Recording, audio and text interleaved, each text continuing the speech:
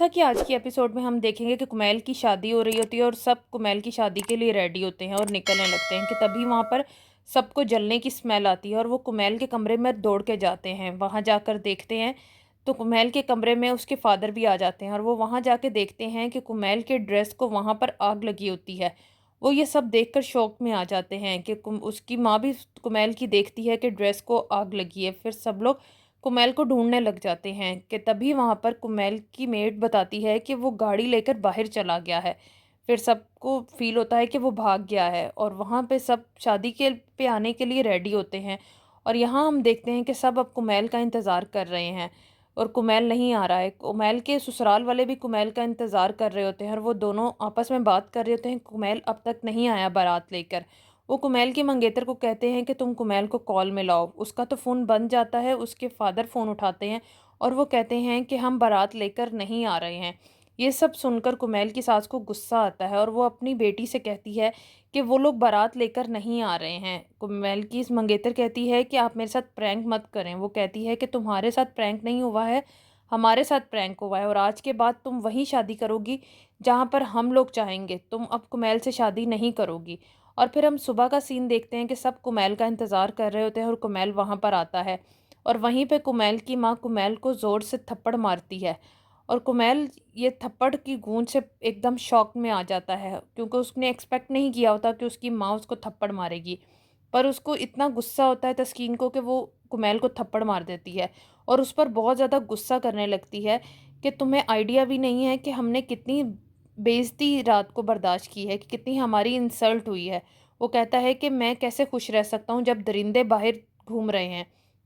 फिर दूसरी तरफ देखेंगे कि हम कुमैल की मंगेतर को जो पसंद करता है, वो वहाँ पे उसका दोस्त कहता है कि अब कुमैल की शादी नहीं हुई रात को, तो अब तुम्हारा रास्ता साफ हो गया है, तुम चाहो तो उससे शादी कर सकते हो। वो कहता है कि नहीं, जब तक वो खुद नहीं चाहेगी मैं नहीं करूँगा। फिर वो कहता है कि कहीं ये तो नहीं कि तुमने उसकी माँ के साथ कुछ किया है। वो गुस्से में आ जाता है और कहता है कि सबकी माँ मेरी माँ सबकी माँ है और मैं ये सोच भी नहीं सकता, तुम्हारी मेरी दोस्ती आज से ख़त्म। फिर हम देखेंगे कि वो जिसने अंगूठी चोरी की होती है वो अपनी माँ को जो देता है, वो उसकी माँ अंगूठी बेचने के लिए आती है और वहाँ पे ज्वेलर की शॉप पे अंगूठी बेच जाती है।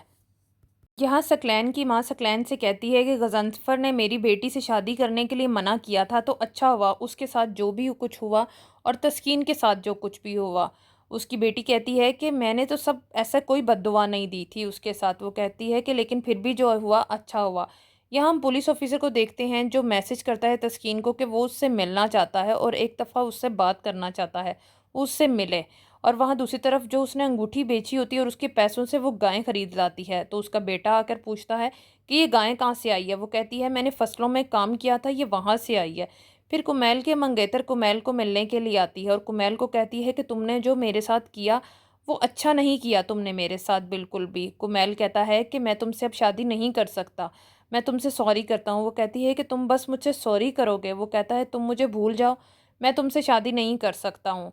फिर हम देखेंगे कि तस्कीन अपने छोटे बेटे को स्कूल छोड़ने के लिए जाती है, तो वहीं पे ही वो पुलिस ऑफिसर आ जाता है और पुलिस ऑफिसर उसकी गाड़ी के पास आकर उसको कहता है कि उसे उससे बात करनी है, वो कुछ देर के लिए उससे बात करे।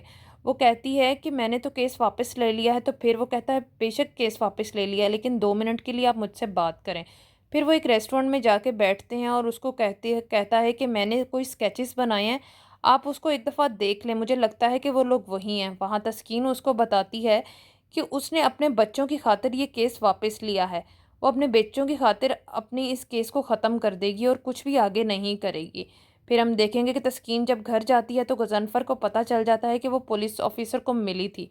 वो उस पर गुस्सा करता है, उसको कहता है कि जो कुछ भी तुम्हारे साथ हुआ है, मैं आज भी तुम्हारे साथ खड़ा हूँ। तुम आज भी फिर भी उस पुलिस ऑफिसर के साथ मिलती हो। वो तस्कीन को गुस्सा आता है और वो कहती है कि मेरे साथ क्या हुआ मतलब। वो कहता है कि तुम्हारे को कहती है कि इसमें मेरा क्या कसूर था। वो कहता है कि तुम्हारे साथ मैं आज भी खड़ा हूँ, पर तुमने इस घर का माहौल ख़राब किया हुआ है। मैं जब भी घर में आता हूँ तुम्हारी शक्ल देखकर मैं और परेशान हो जाता हूँ। मुझे लगता है कि हम लोग ज़िंदा लाशें हैं और कुछ भी नहीं है। तुम्हारी वजह से तुम्हारी बेटी भी डिस्टर्ब है, तुम्हारा बेटा भी डिस्टर्ब है, जो तुम्हें समझ में नहीं आ रही है। ये सब सुनकर तस्कीन को बहुत बुरा लगता है और वो रोने लगती है। वो सोचती है कि ये मेरे साथ क्या हो रहा है, कि मैंने तो कुछ भी नहीं किया है और फिर भी ये मुझे इतना गुस्सा में आ रहे हैं। और वो फिर गज़नफ़र से कहती है कि इसमें मेरा क्या कसूर है? वो कहता है सारा कसूर तुम्हारा ही है। फिर हम देखेंगे कि वो जो एक दरिंदा होता है उसमें से वो अपनी अंगूठी देख रहा होता है और उसे नहीं मिलती है। फिर वो बाकियों को फ़ोन करके कहता है कि अभी मेरे पास डेरे पर पहुँचो। अब हम नेक्स्ट एपिसोड में देखेंगे कि वहाँ पर सकलैन की बहन का हस्बैंड की डेथ हो जाती है और सब लोग उसकी डेथ में जाते हैं, लेकिन तस्कीन नहीं जाती है।